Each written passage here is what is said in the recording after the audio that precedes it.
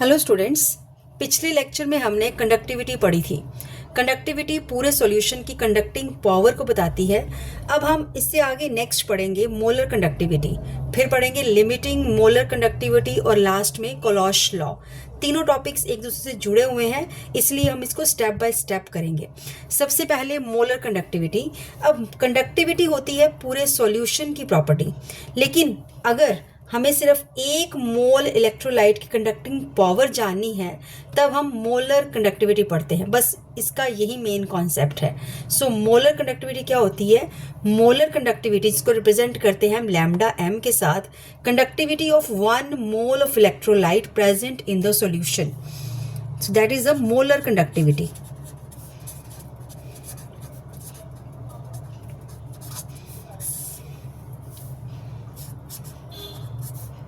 Conductivity of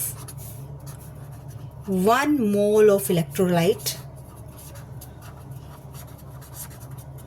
present in the solution.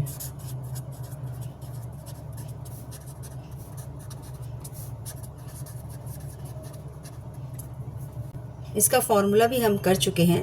Lambda M is equal to kappa upon सी।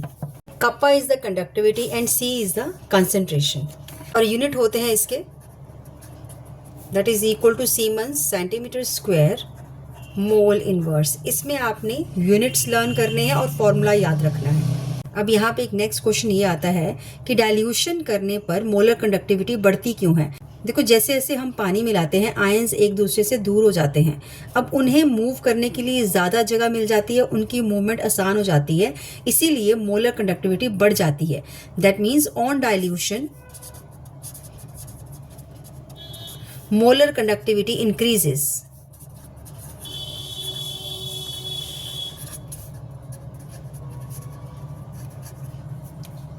अब strong electrolyte और weak electrolyte में क्या difference आता है? अब next is strong electrolyte. Strong electrolyte पहले से ही ऑलमोस्ट पूरी तरह से आयंस में टूटा होता है, आयंस में डिवाइड होता है, इसीलिए डाइल्यूशन करने पर सिर्फ उनकी मूवमेंट बेटर होती है, इसीलिए मोलर कंडक्टिविटी धीरे धीरे बढ़ती है। लेकिन वीक इलेक्ट्रोलाइट में क्या होता है? इसमें पूरी तरह से आयंस में नहीं टूटता है, ये इसके आयंस कम बनते हैं। अब डाइल्यूशन करने पर इनकी आयोनाइजेशन भी बढ़ जाती है। वो कैसे? क्योंकि इनकी मूवमेंट अच्छी हो जाती है। अब मूवमेंट जब बढ़ जाती है तो मोलर कंडक्टिविटी फास्टली इंक्रीज करती है। तो स्ट्रॉन्ग इलेक्ट्रोलाइट के केस में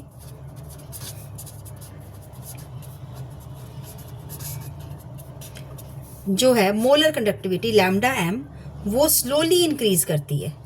इट इंक्रीजेस स्लोली। जबकि वीक इलेक्ट्रोलाइट्स के केस में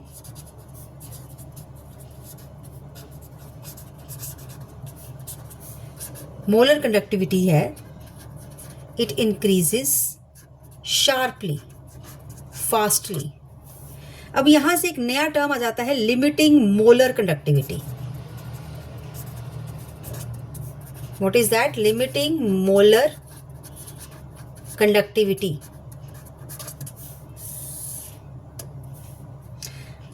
अब इसका कॉन्सेप्ट बहुत आसान है। अब हम सॉल्यूशन में लगातार पानी मिलाते जा रहे हैं। सपोज इतना पानी मिला दिया कि आयंस एक दूसरे से बहुत दूर हो गए।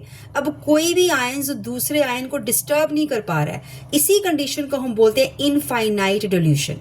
इतना ज़्यादा पानी मिला दिया कि आयंस आपस में एक दूसरे को बिल्कुल भी डिस्टर्ब नहीं कर रहे हैं, इसी को बोलते हैं हम इनफाइनाइट डाइल्यूशन। और इस कंडीशन पर जो मोलर कंडक्टिविटी मिलती है उसी को कहते हैं limiting molar conductivity. So what is limiting molar conductivity?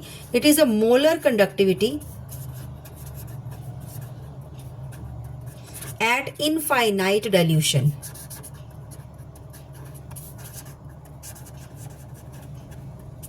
इसका सिंबल होता है लैम्डा एम नॉट। अब बस इनफाइनाइट डाइल्यूशन का मतलब आपने याद रखना है कि आयंस बिल्कुल इंडिपेंडेंटली मूव कर रहे हैं। अब वीक इलेक्ट्रोलाइट्स के केस में क्या होता है? वीक इलेक्ट्रोलाइट्स की लिमिटिंग मोलर कंडक्टिविटी हमें डायरेक्ट एक्सपेरिमेंट से नहीं निकाल पाते हैं, क्योंकि वीक इलेक्ट्रोलाइट्स जो होते हैं पूरी तरह आयंस में नहीं टूटते हैं, इसीलिए इनकी exact limiting value direct measure करना आसान नहीं होता। तो फिर हम इसको कैसे निकालते हैं वीक इलेक्ट्रोलाइट्स के केस में? अब यहाँ से यहाँ से स्टार्ट होता है कोलॉश लॉ। कोलॉश लॉ किसके लिए होता है? वीक इलेक्ट्रोलाइट जब लैम्डा एम नॉट हम डायरेक्टली मेजर नहीं कर सकते हैं, it is calculated by the Kohlrausch law.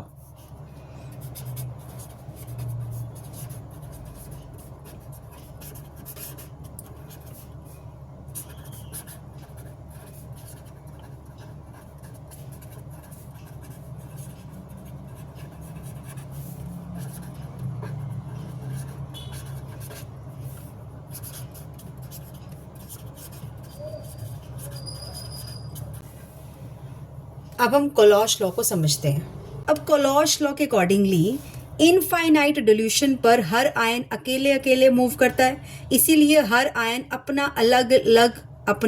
अलग कंट्रीब्यूशन देता है। अब इन सब आयंस का कंट्रीब्यूशन अगर जोड़ देंगे वही टोटल लिमिटिंग मोलर कंडक्टिविटी होगी। बस यही कोलॉश लॉ है। What is Kohlrausch law? At infinite dilution each ion contributes independently towards molar conductivity. So what is Kohlrausch law?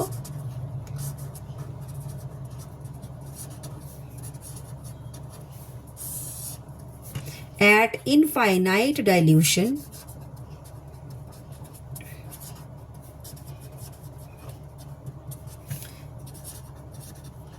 each ion contributes independently towards molar conductivity.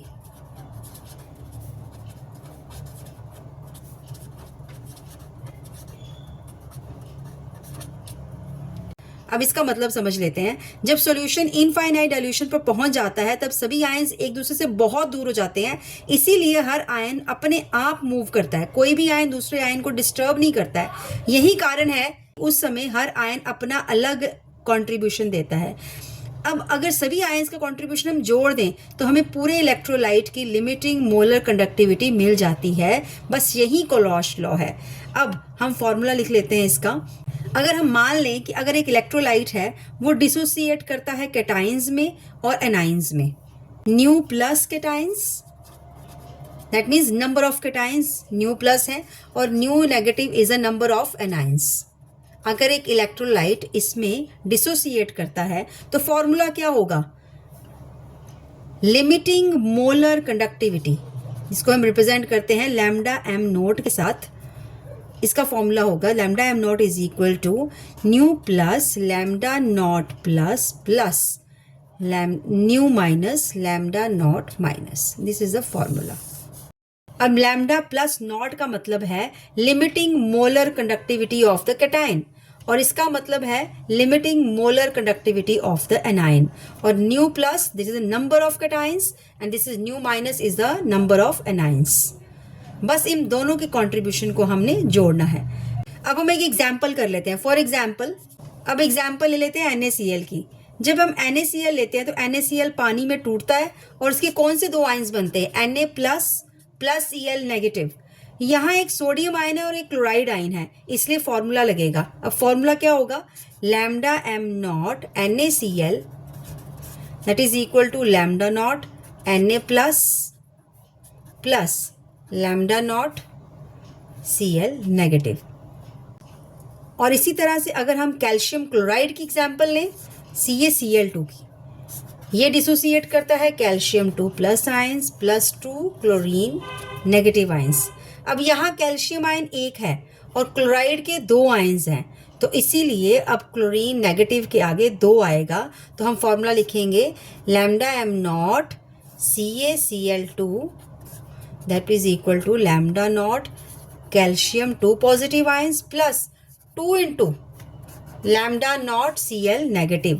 यही कारण है कि formula में coefficient लिखा जाता है, दैट इज कोफिशिएंट 2 से हम इसको मल्टीप्लाई कर रहे हैं। अब हम निकालते हैं वीक इलेक्ट्रोलाइट की लिमिटिंग मोलर कंडक्टिविटी।